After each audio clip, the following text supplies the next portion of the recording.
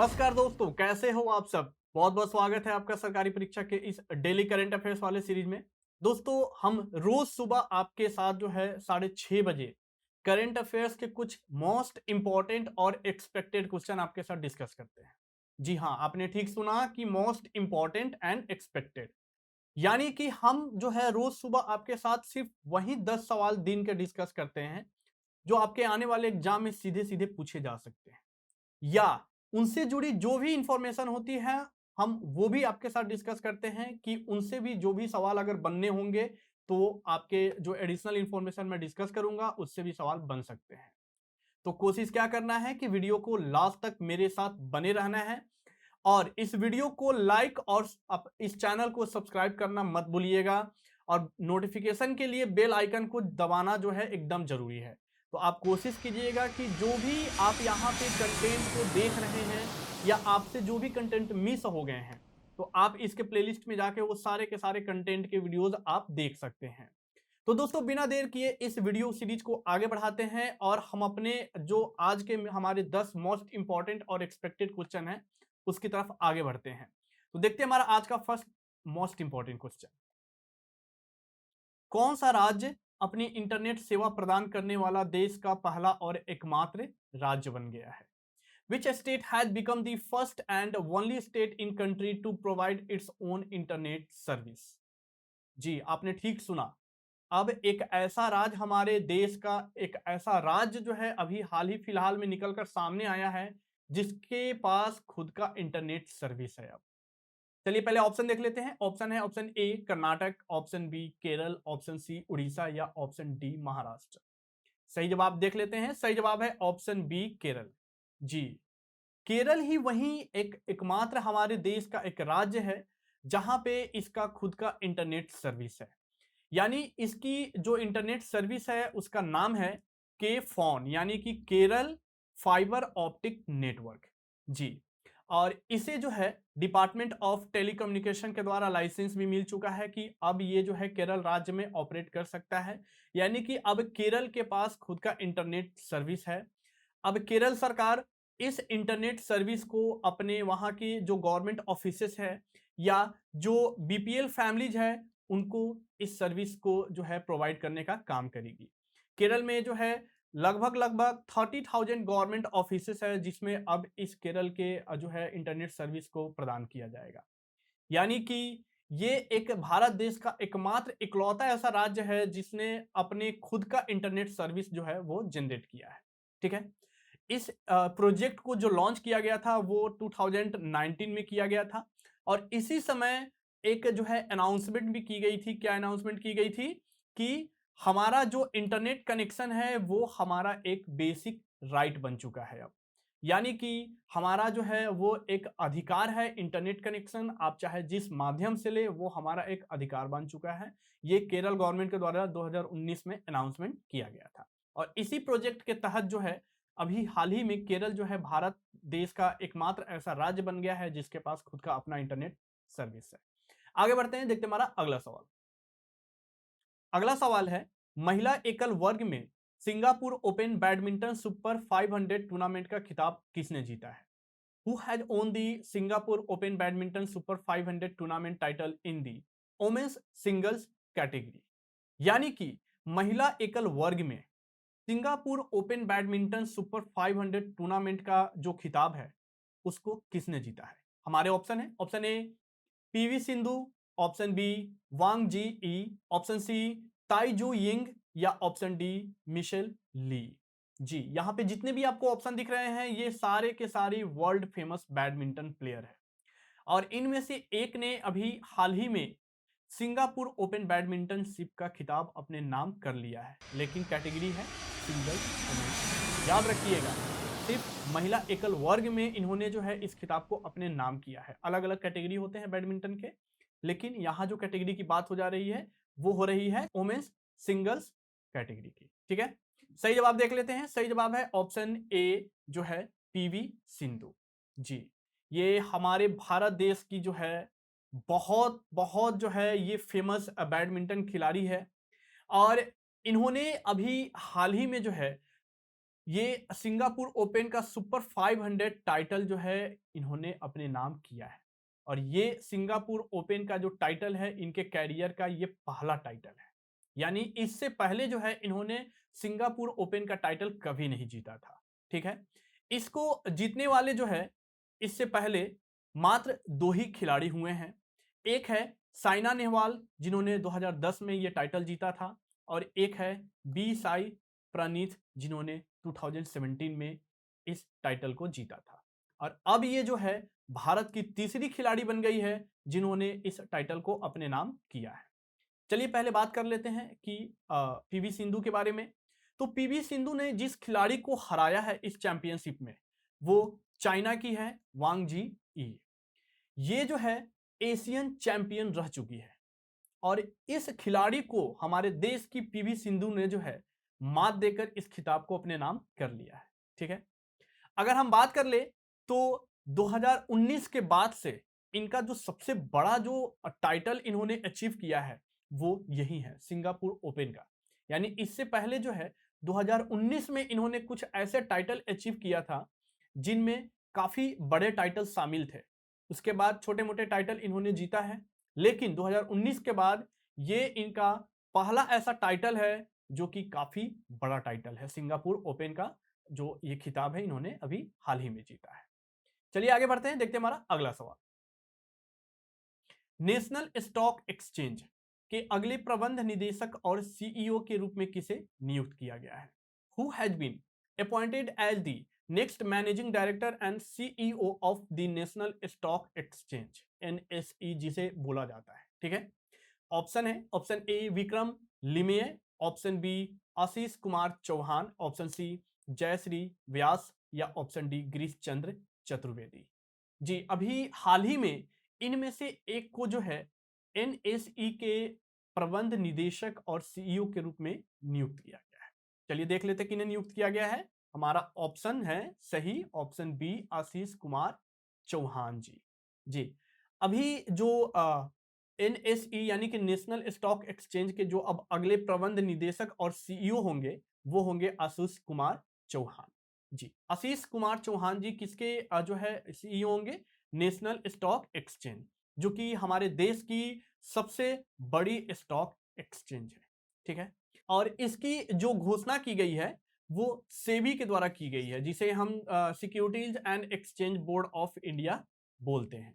ठीक है, अब अगर हम आशीष कुमार चौहान जी की बात कर ले तो ये अभी जो है एमडी और सीईओ है कहाँ पे? Bombay stock exchange.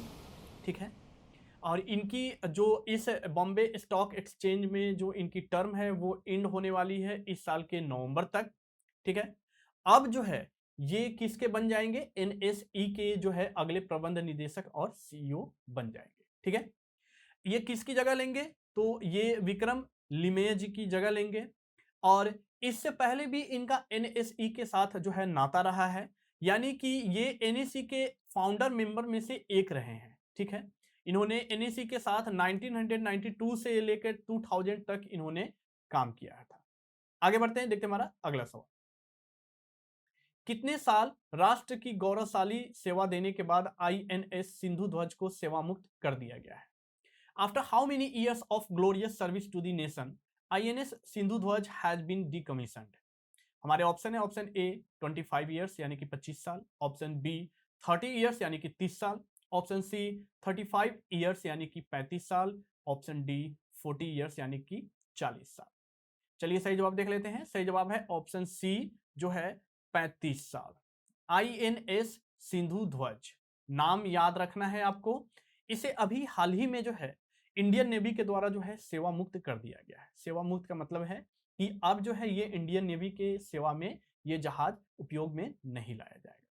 ठीक है, तो आईएनएस ने जो इंडियन नेवी का साथ दिया है, यानी कि हमारे देश के लिए जो इसने जो सेवा दिया है वो 35 साल जो है इन्होंने सेवा दिया है।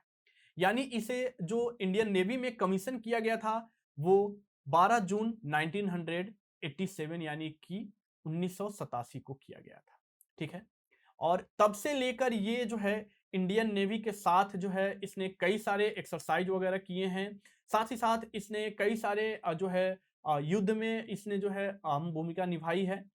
अभी जाके 35 साल बाद जो है इसे सेवा मुक्त कर दिया गया है। ठीक है। सिंधु जो है ध्वज जो है वो एक सिंधु घोष क्लास सबमरीन का जो है ये एक पार्ट है और इसे जो है इंडियन नेवी में S56 नाम से जाना जाता है। इस नाम को भी आप ध्यान में रखिएगा क्योंकि इससे भी सवाल आपके एग्जाम में पूछ सकते हैं कॉम्प्लिकेटेड के टर्म पे। ठीक है। और इसे जो भारत देश को दिया गया था यानी इसकी जो बिल्ड की गई थी बनाई गई थी वो रसिया के द्वारा इस जो है नवल शिप को बनाया गया था। आगे बढ़ते हैं, देखते हैं हमारा अगला सवाल। निम्नलिखित में से किस दिन नेल्सन मंडेला अंतरराष्ट्रीय दिवस 2022 मनाया गया है? On which of the following day Nelson Mandela International Day 2022 had been celebrated? हमारे ऑप्शन है, ऑप्शन ए 16 जुलाई यानी कि 16 जुलाई, ऑप्शन बी 17 जुलाई यानी कि 17 जुलाई, ऑप्शन सी 18 जुलाई यानी कि 18 जुलाई, ऑप्शन डी 19 जुलाई यानी कि 19 जुलाई। तो हमारा बात यहां पे हो रहा है नेल्सन मंडेला अंतरराष्ट्रीय दिवस, यानी कि ये किस दिन मनाया जाता है और इस साल किस दिन मनाया गया है। ठीक है। तो सही जवाब देख लेते हैं। सही जवाब है ऑप्शन सी 18 जुलाई को। जी, नेल्सन मंडेला अंतरराष्ट्रीय दिवस 2022 जो मनाया गया है इस साल वो 18 जुलाई को मनाया गया है। आप सब जानते होंगे इनके बारे में क्योंकि आप एग्जाम की तैयारी कर रहे हैं तो इनके बारे में जानना जरूरी है कि ये साउथ अफ्रीका के महात्मा गांधी कहे जाते हैं। जी, ये भी जो है सत्य और अहिंसा के जो है रास्ते पे चलते थे जैसे महात्मा गांधी चलते थे। तो ये वहां के लिए एक ऐसे फेमस पर्सनालिटी है और पूरी दुनिया के लिए एक ऐसे जो है ये एक फेमस पर्सनालिटी है जिन्होंने अपने जो है रास्ते पे चलकर इन्होंने कई सारे जो है अपने देश के लिए योगदान दिया है। ठीक है। नेल्सन मंडेला अगर बात कर ले तो ये साउथ अफ्रीका के जो है फॉर्मर प्रेसिडेंट थे और वहां के ये पहले ब्लैक प्रेसिडेंट भी थे। इन्हीं के नाम पे ये दिन जो है सेलिब्रेट किया जाता है और इस दिन की जो घोषणा की गई थी ऑफिशियली इसे जो है यूनाइटेड नेशन के द्वारा नवंबर 2009 में जो है इसे घोषणा किया गया था। ठीक है। मेन इस दिन को मनाने का मकसद यही है, ये एक एंटी एपार्थीड लीडर थे, यानी कि ये जो है रंग भेदी जो नीति होते थे इनके ये विरोधी जो है नेता थे। ठीक है। और इन्होंने जो है इसके फ्यूचर के लिए बहुत जो है इन्होंने कार्य किया। कई बार ये जेल भी गए, यानी लोगों को इक्वल जो है सम्मान दिलाने के लिए ये कई बार जेल भी गए। इसी कारण ये जो है काफी फेमस हुए थे। ठीक है। इन्होंने काले लोगों को, ब्लैक लोगों को जो है विदेशों में जो है एक इक्वालिटी दिलाया है हर एक जो है फील्ड की बात कर ले तो। इसीलिए इनके नाम पे जो है यूनाइटेड नेशन के द्वारा 18 जुलाई को जो है इनके नाम पे एक दिवस की घोषणा किया है। ठीक है। अगर हम जो है इनकी बात कर ले तो इन्होंने जो है रेशियल डिस्क्रिमिनेशन के साथ साथ ह्यूमन राइट एब्यूजेज के खिलाफ भी इन्होंने जो है लड़ाई लड़ी थी। आगे बढ़ते हैं, देखते हैं हमारा अगला सवाल। ISSF निशानेबाजी विश्व कप 2022 में 50 मीटर राइफल 3 पोजीशन स्पर्धा में किसने स्वर्ण पदक जीता है? Who has clinched the gold medal in the 50-meter rifle 3 positions event at the ISSF Shooting World Cup 2022? हमारे ऑप्शन है, option A Aishwarya Pratap Singh Tomar, option B Zalan Pekler, option C Chain Singh या ऑप्शन डी दीपक कुमार। सही जवाब देख लेते हैं। सही जवाब है ऑप्शन ए जो है ऐश्वर्या प्रताप सिंह तोमर।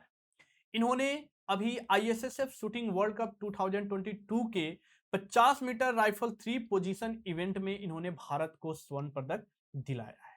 जी, और इन्होंने जो स्वर्ण पदक भारत को दिलाया है तो इन्होंने हंगरी के खिलाड़ी जालन पेकर को 16/12 से हराकर ये स्वर्ण पदक अपने नाम किया है। ठीक है।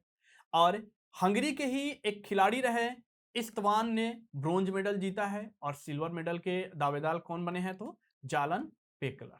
ठीक है। ये सिल्वर मेडल जीता है इन्होंने और इस्तवान ने जो है ब्रोंज मेडल जीता है और ऐश्वर्या प्रताप सिंह तोमर ने गोल्ड मेडल जीता है। तो आप इसके जो भी मेडलिस्ट रहे हैं इनके नाम आप अच्छे से याद कर लें। ठीक है।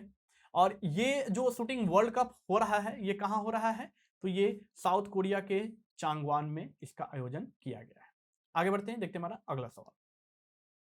भारत में पहली बार निर्मित सर्जिकल रोबोटिक सिस्टम SSI मंत्र को कहां स्थापित किया गया है? Where has the first ever made in India surgical robotic system SSI मंत्र has been installed? हमारे ऑप्शन है, ऑप्शन ए एम्स यानी कि All India Institute of Medical and Science, option B Safdarjung hospital, option C Rajiv Gandhi cancer institute, या option D Tata memorial hospital. यानी कि भारत का पहला सर्जिकल रोबोटिक सिस्टम जो है बनाया गया है, इसका नाम दिया गया है SSI मंत्र, यानी कि SSI मंत्र, और इसे जो है इनमें से एक हॉस्पिटल में इसे जो है इंस्टॉल किया गया है। चलिए सही जवाब देख लेते हैं। सही जवाब है ऑप्शन सी जो है राजीव गांधी कैंसर इंस्टीट्यूट, यानी कि राजीव गांधी कैंसर संस्थान में इसे जो है इंस्टॉल किया गया है SSI मंत्र को। ये एक रोबोटिक सर्जिकल जो है ये एक सिस्टम है, यानी इस सिस्टम के माध्यम से जो है अब जितने भी पेशेंट जो बाहर जाते हैं रोबोटिक सर्जरी कराने, या और भी रोबोटिक सर्जरी बाहर कराने जाने में जो ज्यादा पैसे खर्च होते हैं, अब उसकी तुलना में इस सिस्टम के माध्यम से भारत देश में ही उनकी सर्जरी हो सकती है, और काफी कम पैसे में जो है आम लोगों की भी सर्जरी इस जो है रोबोटिक सिस्टम के माध्यम से की जा सकती है। इसे जो है कमीशन किया गया है राजीव गांधी जो है इंस्टीट्यूट ऑफ कैंसर, यानी कि राजीव गांधी कैंसर संस्थान में इसे कमीशन किया गया है, और इसे जो बनाया गया है इस रोबोटिक सिस्टम को, वो Indian medtech startup SS innovation के द्वारा इसे जो है बनाया गया है। ठीक है, और बेसिकली ये जो है किनकी दिमाग का जो उपज, अगर इसे हम देखें कि ये किनकी दिमाग का ये सिस्टम उपज है, तो एक कार्डियक सर्जन है डॉक्टर, बहुत ही फेमस जो है कार्डियक सर्जन डॉक्टर है, इनका नाम है डॉक्टर सुधीर पी श्रीवास्तव। ये इनकी दिमाग का उपज है, यानी इनके सोच के आधार पे इस रोबोटिक सर्जन जो है सिस्टम को जो है बनाया गया है, और उसके अकॉर्डिंग ये फंक्शन भी करता है। आगे बढ़ते हैं, देखते हैं हमारा अगला सवाल। प्रधानमंत्री नरेंद्र मोदी ने कितने किलोमीटर लंबे बुंदेलखंड एक्सप्रेसवे का उद्घाटन किया है? How many kilometre long Bundelkhand expressway has been inaugurated by prime minister Narendra Modi? हमारे ऑप्शन है, ऑप्शन ए 296 किलोमीटर यानी कि 296 किलोमीटर, ऑप्शन बी 396 किलोमीटर यानी कि 396 किलोमीटर, ऑप्शन सी 196 किलोमीटर यानी कि 196 किलोमीटर, ऑप्शन डी 496 किलोमीटर यानी कि 496 किलोमीटर। आपको बताने हैं कि अभी हाल ही में प्रधानमंत्री श्री नरेंद्र मोदी ने बुंदेलखंड एक्सप्रेसवे का उद्घाटन किया है, इसकी कुल लंबाई कितनी है? सही जवाब देख लेते हैं। सही जवाब है ऑप्शन ए 296 किलोमीटर यानी कि 296 किलोमीटर, यानी कि जो इस एक्सप्रेसवे की जो कुल लंबाई है वो 296 किलोमीटर है, और ये एक्सप्रेसवे जो है उत्तर प्रदेश के बुंदेलखंड रीजन में जो है इसे बनाया गया है, तैयार किया गया है। ठीक है, इसके जो बनाने में कुल लागत जो आए हैं वो 14,850 करोड़ रुपीस इसमें खर्च हुए हैं। ठीक है, और इसकी जो फाउंडेशन स्टोन रखी गई थी वो हमारे देश के प्रधानमंत्री के द्वारा ही रखी गई थी, और तारीख थी 29 फरवरी 2020, यानी कि कुछ ही महीनों में ये एक्सप्रेसवे जो है बनकर तैयार हो चुका है, और इसकी कुल लंबाई 296 किलोमीटर है। ठीक है, आगे बढ़ते हैं, देखते हैं हमारा अगला सवाल। पैरासिन ओपन शतरंज 2022 का खिताब किसने जीता है? Who has won the title of Parachin open chess 2022? हमारे ऑप्शन है, option A Alexander Predke, option B Alisher Suleymenov, option C Arjun Kalyan, या ऑप्शन डी आर प्रज्ञानानंद। हम सही जवाब देख लेते हैं। सही जवाब है ऑप्शन डी आर प्रज्ञानानंद जी। इन्होंने अभी हाल ही में पैरासिन ओपन शतरंज 2022 का खिताब अपने नाम कर लिया है, और ये भारत के जो है यंग ग्रैंड मास्टर हैं। ठीक है, यानी कि इन्होंने शतरंज के कई सारे खिताब अपने नाम किया हुआ है, इन्होंने विश्वनाथन आनंद को भी इन्होंने टक्कर दिया हुआ है, और अभी हाल फिलहाल में ये पैरासिन ओपन के ए चेस टूर्नामेंट 2022 का खिताब इन्होंने अपने नाम कर लिया है। ठीक है, वहीं अगर हम दूसरे नंबर की बात करें, यानी सेकंड प्लेस किनको मिला है, तो वो अलेक्जेंडर प्रेडको को दिया गया है, और थर्ड प्लेस पे सुलेमेनोव रहे हैं। ठीक है, और अगर हम भारत देश के एक और ग्रैंड मास्टर की बात कर ले, अर्जुन कल्याण की, तो ये जो है इस टूर्नामेंट में 7वें स्थान पे रहे हैं। आगे बढ़ते हैं, देखते हैं हमारा अगला सवाल। ये हमारे आज के करंट अफेयर्स का आखिरी सवाल है, लेकिन सारे के सारे जो भी करंट अफेयर्स मैंने आज डिस्कस किए हैं आपके साथ, वो सारे के सारे उतने ही इंपॉर्टेंट है जितने कि ये इंपॉर्टेंट है। यानी ये सारे 10 जो करंट अफेयर्स मैंने आपके साथ आज डिस्कस जो है मैं कर रहा हूं, ये करंट अफेयर्स आपके एग्जाम के लिए बहुत ज़्यादा इंपॉर्टेंट है। तो कोशिश कीजिए कि सारे इंफॉर्मेशन को अगर आप जो है सही से नहीं सुन पाए हो या नोट नहीं कर पाए हो, तो वीडियो को एक बार अच्छे से जो है रिपीट करके फिर से आप देख सकते हो। चलिए पहले इस जो है सवाल को देख लेते हैं। हमारा सवाल है, निम्नलिखित में से किसे इंडिगो एयरलाइन के गैर स्वतंत्र गैर कार्यकारी निदेशक के रूप में नियुक्त किया गया है? Who among the following had been appointed as the non-independent non-executive director of Indigo Airline? Indigo Airline के बारे में तो आप सब जानते होंगे, ठीक है। ये काफी जो है हमारे भारत देश की जानी मानी एयरलाइन है। इसी के जो है नॉन इंडिपेंडेंट और नॉन एग्जीक्यूटिव डायरेक्टर की यहाँ पे बात की जा रही है कि किसे नियुक्त किया गया है। चलिए ऑप्शन देख लेते हैं। ऑप्शन है Ajay Singh, option B N Chandrasekaran, option C Venkataramani Sumantran, option D M Damodaran. सही जवाब देखते हैं। सही जवाब है option D M Damodaran ji. ये इंडिगो एयरलाइन के अभी हाल ही में नॉन इंडिपेंडेंट और नॉन एग्जीक्यूटिव डायरेक्टर के रूप में इन्हें नियुक्त किया गया है, ठीक है। और अगर हम एम दामोदरन जी की बात कर ले, तो ये सेबी के फॉर्मर चेयरमैन रह चुके हैं, जिसे हम securities and exchange board of India के नाम से जानते हैं। ये इसके भी चेयरमैन रह चुके हैं और इन्होंने इंडिगो एयरलाइंस के साथ भी जो है इससे पहले कार्य किया हुआ था। यानी कि ये इंडिगो एयरलाइन के इंडिपेंडेंट डायरेक्टर और चेयरमैन भी ये रह चुके थे। और इनका जो टर्म था वो था 24 जनवरी 2019 से लेकर 3 मई 2022 तक, ठीक है। और अभी जो है अगर हम बात कर लें, तो दामोदरन जो है एक जो है गवर्नेंस कंसल्टेंट, एडवाइजर, मेंटर और कोच के रूप में ये कार्य कर रहे हैं। तो दोस्तों यहाँ पे मैंने आपके साथ जो है आज के सारे महत्वपूर्ण और मोस्ट एक्सपेक्टेड जो है करंट अफेयर्स के जो क्वेश्चन है आपके साथ डिस्कस किए हैं। अगर आप इसकी फुल डिटेल्स पढ़ना चाहते हैं, अगर आपको लगता है कि इसे हम जो है वन लाइनर के रूप में पढ़ना चाहते हैं, तो या कैटेगरी वाइज के रूप में पढ़ना चाहते हैं, तो आप हमारे ऑफिशियल वेबसाइट सरकारी परीक्षा पे विजिट कर सकते हैं। वहाँ पे हम करंट अफेयर्स के अलावा जो है आपको स्टैटिक जीके भी प्रोवाइड करते हैं, साथ ही साथ मॉक टेस्ट भी प्रोवाइड करते हैं, क्विज भी प्रोवाइड करते हैं। यानी कि आपके एग्जाम से रिलेवेंट जितने भी आपके लिए जो जरूरी आवश्यक चीजें हैं, वो सारी चीजें हम सरकारी परीक्षा के वेबसाइट पे आपको देते हैं, ठीक है। अगर आप चाहे किसी भी सोशल मीडिया से भी जुड़े हैं, चाहे वो फेसबुक हो, टेलीग्राम हो या ट्विटर हो, तो हम वहाँ भी अवेलेबल है। आप हमें वहाँ भी फॉलो और अपने फ्रेंड के साथ शेयर कर सकते हैं। अगर आपको ये वीडियो पसंद आया है, तो मैंने शुरू में ही बोला है कि आपको इस वीडियो को लाइक करना है और सबसे पहले इस जो है चैनल को सब्सक्राइब करना आपको नहीं भूलना है। अगर आपने सब्सक्राइब नहीं किया है, तो आप सब्सक्राइब जल्दी से कर लो और बेल आइकन को भी जल्दी से प्रेस कर लो, ताकि हमारे जो भी नेक्स्ट वीडियोज है उसकी नोटिफिकेशन सबसे पहले आप तक पहुंच सके। ठीक है दोस्तों, तो आप पढ़ते रहिए और अपनी एग्जाम की तैयारी को जो है और मजबूत बनाते रहिए। हम रोज सुबह आपके साथ 6:30 बजे करंट अफेयर्स की क्लास में मिलते रहेंगे और जब तक आपका एग्जाम क्लियर नहीं होता है, तब तक हम आपके साथ जुड़े रहेंगे। धन्यवाद।